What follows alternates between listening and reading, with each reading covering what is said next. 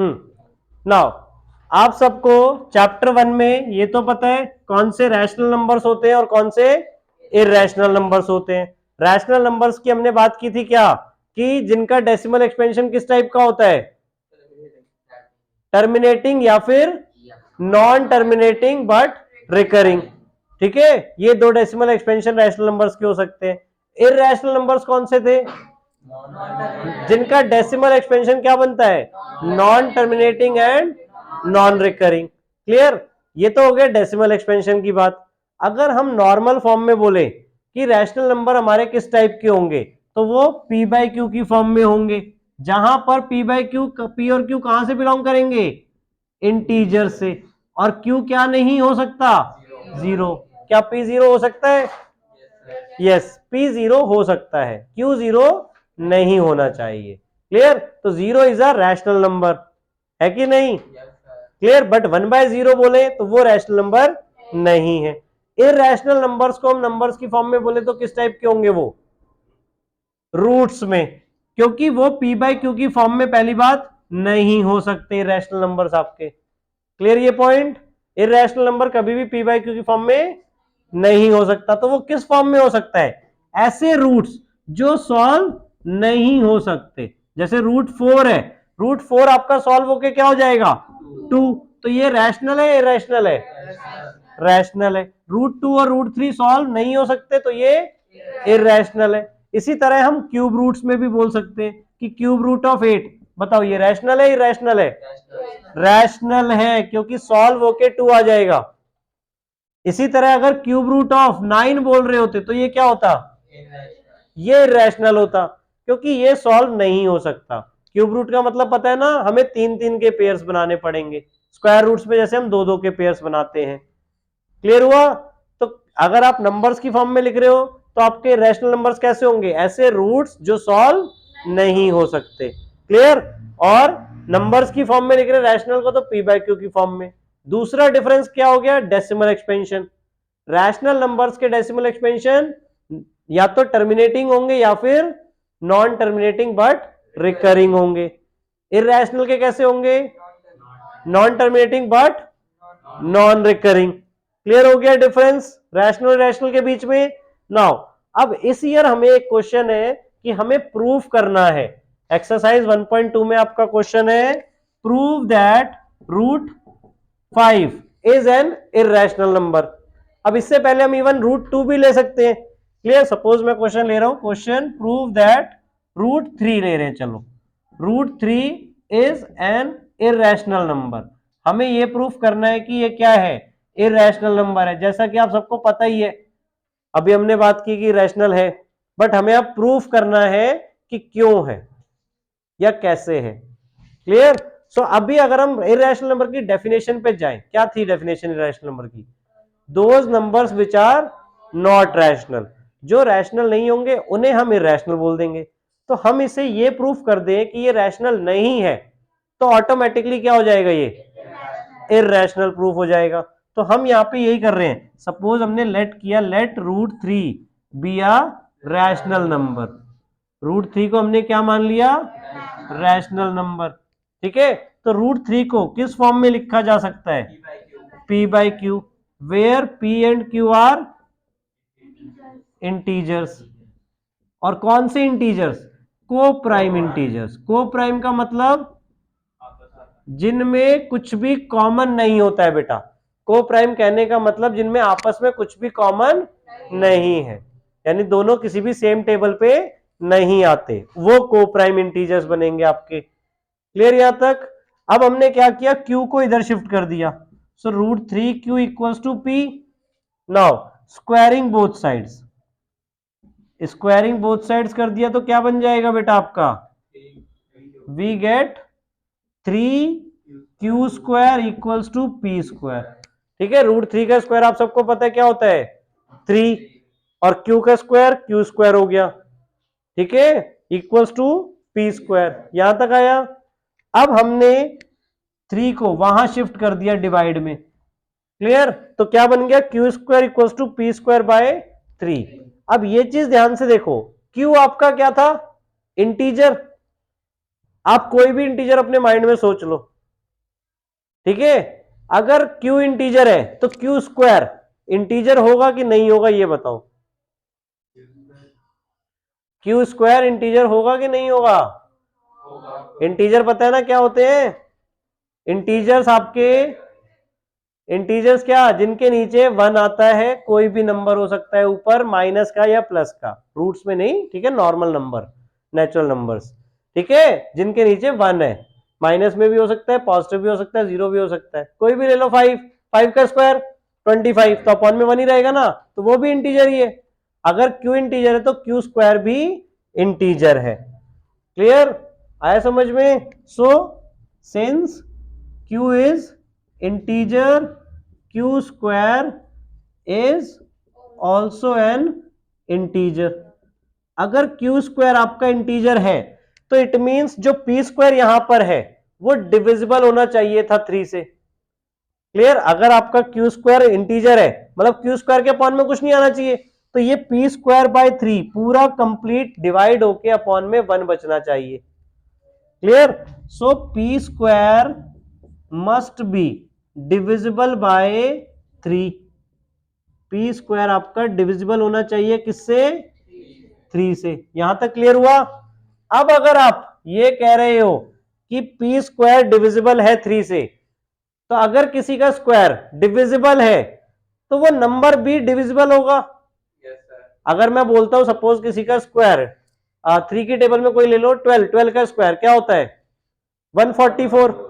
अगर 144 3 से डिवाइड है, हो रहा है तो उसका स्क्वायर रूट यानी कि 12, 12 भी 3 से डिवाइड होगा। क्लियर?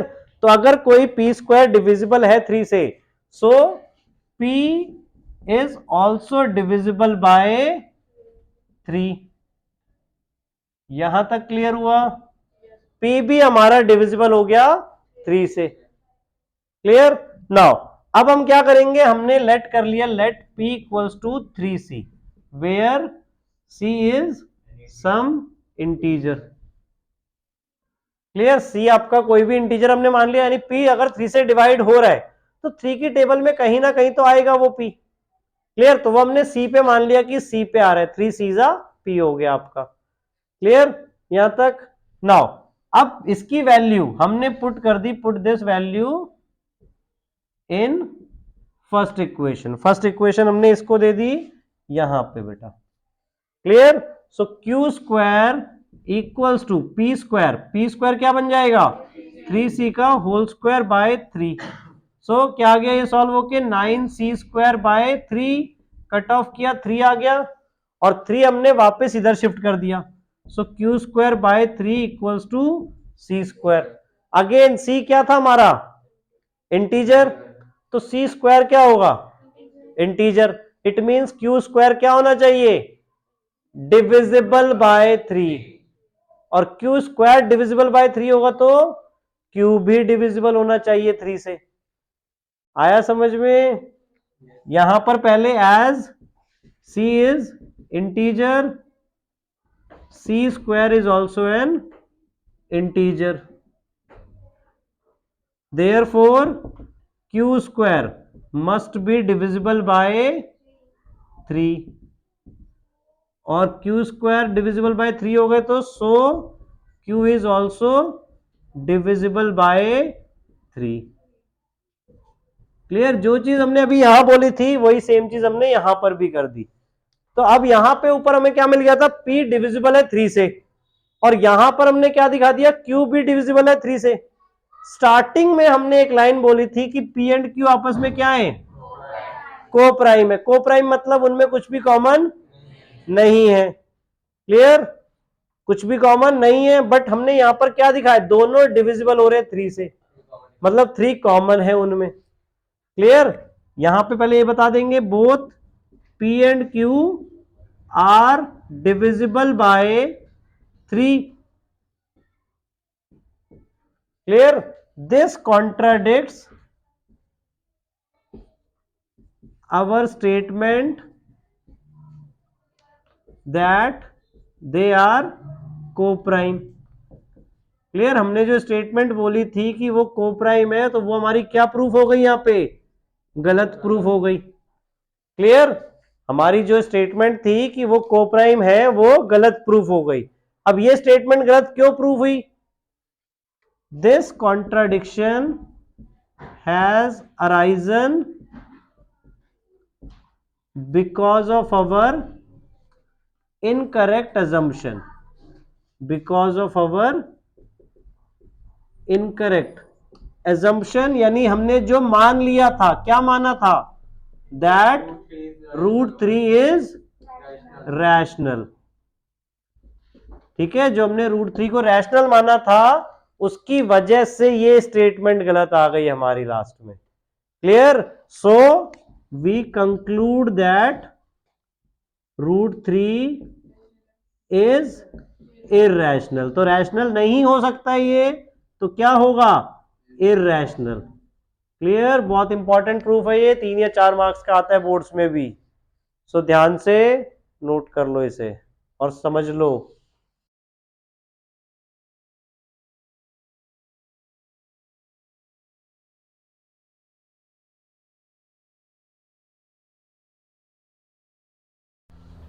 से बोलना पड़ेगा।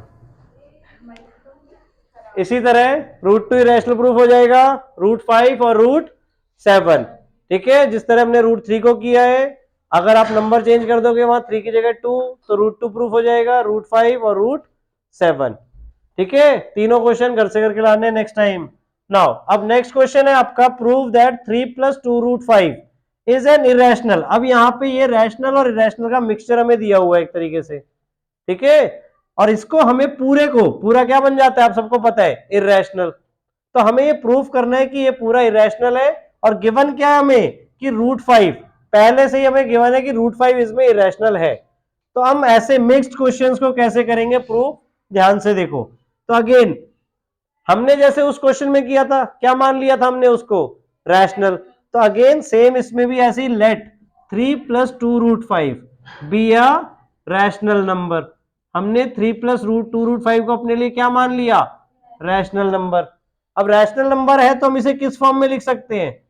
P/Q की फॉर्म में, या हम अपने लिए अब क्या कर रहे हैं? A/B की फॉर्म में लिख रहे हैं, where A and B are integer. Clear? A और बी हमने इंटीजर्स मान लिए, और कौन से इंटीजर? को प्राइम, को प्राइम इंटीजर। नाउ अब हमारा मेन काम यहां पर क्या है कि रूट 5 को अलग करवाओ। अब अलग कैसे? पहले हमने 3 को वहां भेजा, तो वहां जाके 3 क्या हो जाएगा? यहां क्या हो रहा है 3 इसमें? प्लस, तो उधर जाके तो A/B -3 हो गया।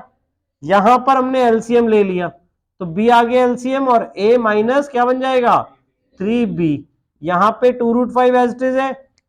अब हमने 2 को भी शिफ्ट कराया क्योंकि रूट 5 हमें अलग करना था। विजिबल है सबको बेटा? So root 5 equals to A - 3B upon 2B। देखो इस वाले स्टेप पे 2 को नहीं शिफ्ट करा सकते थे क्योंकि यहां पे होल अपॉन नहीं था।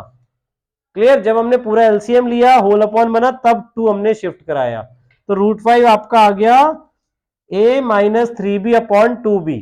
अब अगर हम यहां पर देखें कि A, B, 3 और 2 ये सारे क्या है?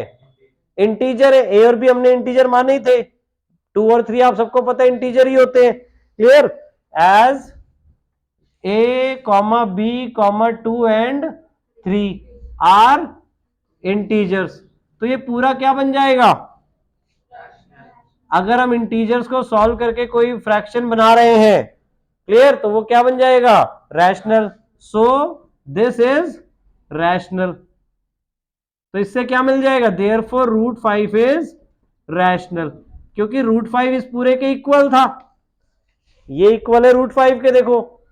क्लियर? तो अगर हम इसको रैशनल बोल रहे हैं तो ये भी क्या हो गया? रैशनल हो गया। बट हमें गिवन क्या था क्वेश्चन में? So this contradicts the fact that root 5 is irrational. Clear? तो अगेन हमारी स्टेटमेंट गलत प्रूफ हो गई। So this contradiction has arisen because of our wrong assumption या incorrect assumption. Clear? Wrong assumption क्या थी हमारी? रॉन्ग एजम्पशन दैट जो हमने रैशनल मान लिया था स्टार्टिंग में 3 + 2√5 को, 3 + 2√5 इज रैशनल। सो हम फाइनली क्या बोलेंगे अब? So we conclude that 3 + 2√5 is irrational. Clear? सारा थ्योरेटिकली आपको बेसिकली प्रूफ करना है। ठीक है, सॉल्व करने वाली चीज कुछ नहीं थी, बस सॉल्व आपने इतना दिखाया √5 को अलग करके, और उसके बाद सारी स्टेटमेंट्स ही आपको जो वहां पे लिख के बतानी है। क्लियर? कर लो नोट। नाउ इसी तरह आप और क्या क्या प्रूफ कर सकते हो? 5 - √3 इज एन इररेशनल, इसको कर सकते हो प्रूफ। ठीक है, और 3√2, ठीक है, ये क्वेश्चन आपको अपने आप करने हैं। 3√2 इज एन इररेशनल। और जब भी हमें मल्टीप्लाई या एडिशन या सब्ट्रैक्शन की फॉर्म में गिवन है, तो हमें जो सिंगल रूट है उसको अपने आप मानना है कि वो हमें इररेशनल गिवन है। ठीक है, नाउ और 1/√2, ठीक है, इसको भी इररेशनल प्रूफ करना है। 7√5 और 6 + √2, ये आपके लिए होमवर्क है, ये अपने आप आपको प्रूफ करने हैं सेम वे में। ठीक है।